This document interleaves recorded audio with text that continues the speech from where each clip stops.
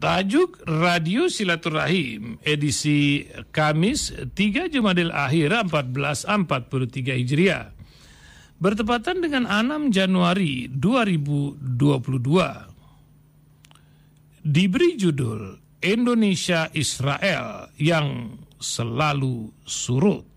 Indonesia tidak pernah menjalin hubungan diplomatik dengan Israel. Barangkali Indonesia sebagai negara muslim terbesar dan termoderat di dunia tidak akan pernah berkawan dengannya apabila syarat-syarat yang paling masuk akal tidak dipenuhi oleh Perdana Menteri Israel.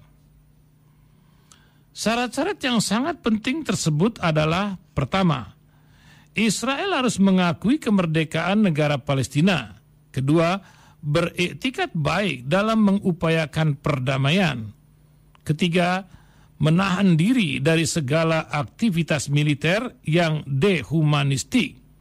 Keempat, berhenti mencaplok wilayah Palestina untuk hunian warga Israel. Dan kelima, yang paling penting, berlega hati menaati berbagai keputusan hukum internasional, resolusi perdamaian, hukum humaniter internasional, dan hukum hak asasi manusia internasional.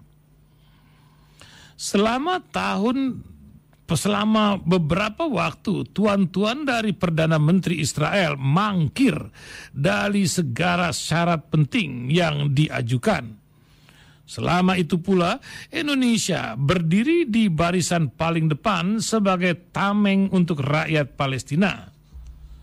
Syarat-syarat tersebut sangatlah penting karena akan mendorong terwujudnya perdamaian yang hakiki di antara kedua belah pihak.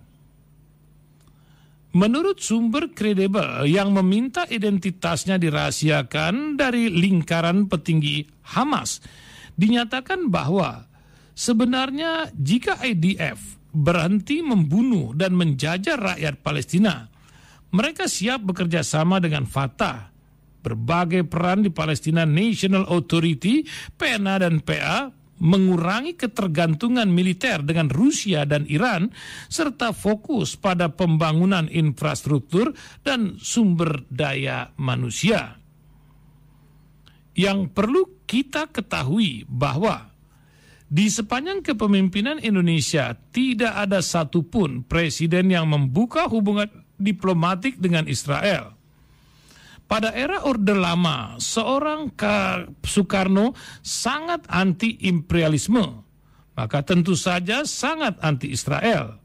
Baginya Israel hanyalah penjajah yang sama seperti Jepang, Belanda, dan Portugis yang pernah mengotori tanah Nusantara. Di era Orde Baru, Soeharto pernah main belakang dengan Israel, membeli sejumlah pesawat tempur dan melatihkan pilot-pilot ABRI di Israel. Tetapi hubungan diplomatik resmi tidak pernah dibuka. Ada pula hubungan perdagangan, tapi semuanya bersifat serba rahasia, gelap, tak terendus publik dan terlindungi oleh tim operasi khusus.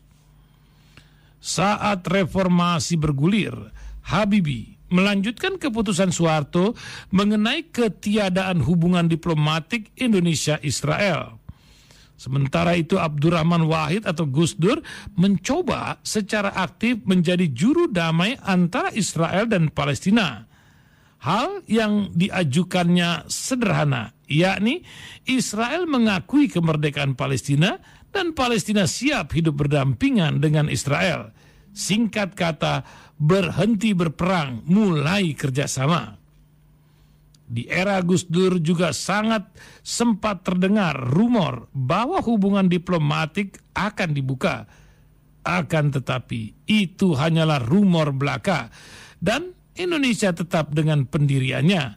Tidak ada hubungan bilateral dengan Israel. Terlebih di era itu, Perdana Menteri Israel yang tampaknya pro perdamaian, Yitzhak Rabin, terbunuh oleh para aktivis Israel garis keras.